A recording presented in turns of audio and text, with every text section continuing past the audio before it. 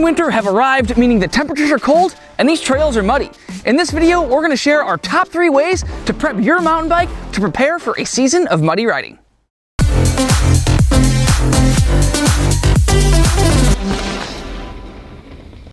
What's up guys, I'm Mike from the Lost Co, and today we are riding on Galbraith Mountain out here in Bellingham, Washington.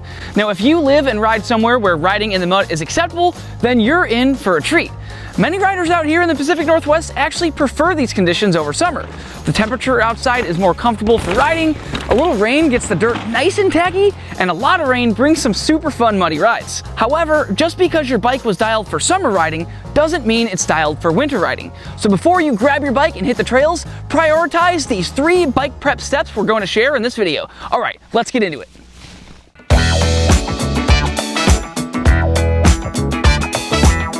Different tires are designed for different riding conditions. If you're running super fast rolling tires meant for hard packed dirt, you can expect them to quickly clog up with mud, resulting in virtually no traction, and that's bad. Instead, opt for a more knobby front tire like the Schwalbe Magic Mary, Maxxis Shorty, or WTB Verdict Wet, to name a few, depending on just how muddy the conditions are. And for the rear, the Maxxis DHR2, WTB Judge, etc. are great options, to name a few. The taller and more spread out the knobs are, the better the tire will work in deep mud. So if you're riding in wet to slightly muddy conditions, the Magic Mary or Shorty will work great on the front of your bike. However, if you're riding in super terrible, extra sloppy, deep mud conditions, then consider something super knobby like the Verdict Wet up front, which will clear the most mud so the knobs can keep grabbing the ground, resulting in the most amount of traction, and that's good. Remember, while the front and rear tire work together to create traction and slow you down, about 70% or more of the traction comes from your front wheel, and the front tire is responsible for steering the bike in the direction you want to go. If the rear tire clogs with mud, well, you might not have great rear stopping power, but you can still slide your rear end around.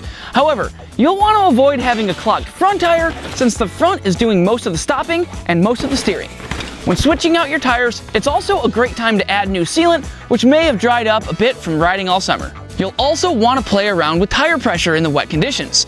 Less pressure equals more traction, but higher traction equals more support and faster rolling speed.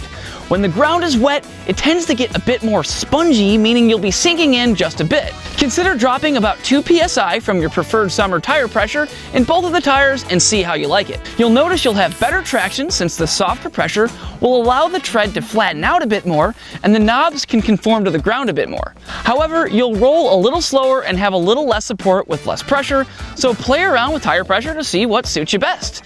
Generally speaking, most riders will trade a little rolling speed and support for more traction in the wet, since the wet dirt will naturally roll slower anyway, and the squishier conditions are more forgiving on wheels and tires. Now speaking of avoiding mud clogging your tires, you also want to keep mud from clogging your eyeballs.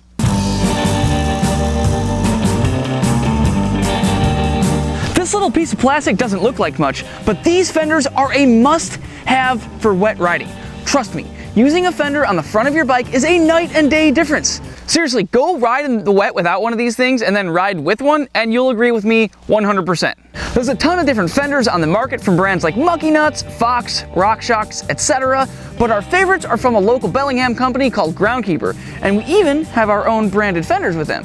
These things just zip tie or Velcro onto your fork lowers, which only takes a minute to install.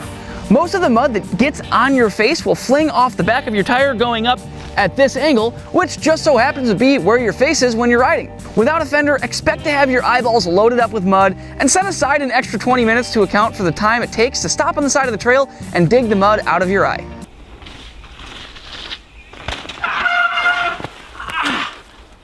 Damn it! Wait up guys, one second. Even if you wear goggles or glasses, you still can't see because the lenses just get covered in mud. This is the cheapest part with the easiest installation that makes the biggest difference riding in the wet, since it's really hard to ride when you can't see. Most of us just keep these things on year-round in case it rains in the summer, as there's really no downside to using one of these when it's dry out.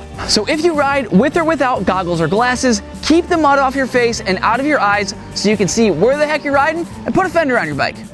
Alright, so we've got better traction with our tires and we can see where we're going. Last but not least, let's focus on slowing you down.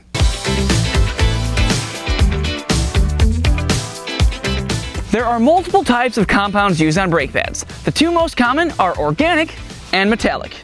Organic pads are quiet and have great initial bite. However, their power fades when they get hot on downhills, and they have poor braking power when they get wet. Metallic pads, on the other hand, are a little louder but won't fade anywhere near as much when they heat up on downhills, and their braking power is virtually unaffected when they get wet. Many complete bikes come with organic pads from the factory, so double check which brake pad compound you have on your bike before heading out into the mud. The compound is often stamped onto the back of the brake pad or will at least say O or M.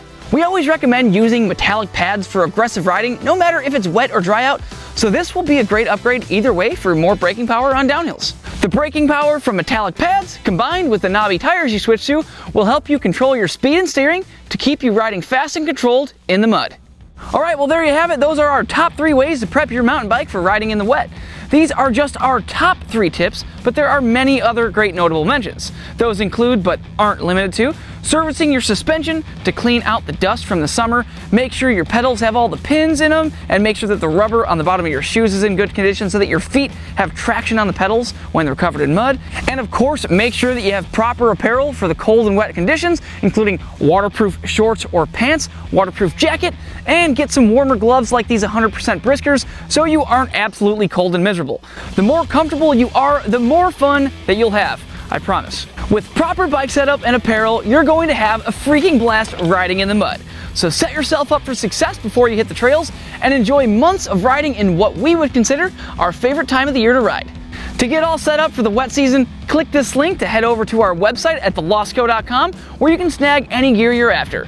Our crew is here to answer any questions, and you can contact us by phone at 360-306-8827 or shoot us an email, click on your keyboard, info@thelostco.com. Until next time, happy muddy trails. I'm out.